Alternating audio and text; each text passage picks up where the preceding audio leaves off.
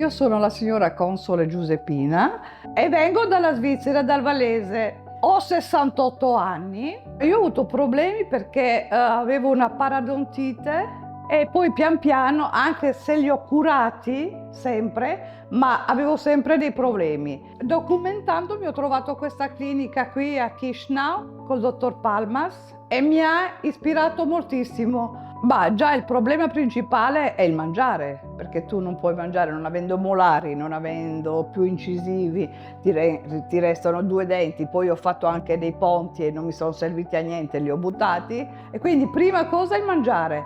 Poi ho sempre lavorato nel sociale, voglio dire, con la gente, avere contatti e questo, e mi mancava molto il parlare, mi mettevo sempre la mano così quando parlavo, quando sorridevo. Infatti questi gesti mi sono rimasti perché anche adesso faccio così, i riflessi per quando rido, quando parlo. E mi è cambiata moltissimo perché già da quando ho fatto i provvisori mi dicevo ma non è possibile, ma perché non l'ho fatto prima, perché non ho conosciuto prima, già per il sorriso, per il mangiare, la cosa più importante. Mi è cambiata tantissimo. Ho fatto un lavoro su me stessa, è andata benissimo, mi hanno fatto una sedazione, 5 ore di operazione, mi hanno tolto tutti i denti e poi mi hanno messo già gli impianti, mi sono svegliata, non ho sentito nessun dolore. E beh, faccio le cose che faccio tutti i giorni, sorrido molto, rido con la gente, parlo, discuto e mangio benissimo. E grazie a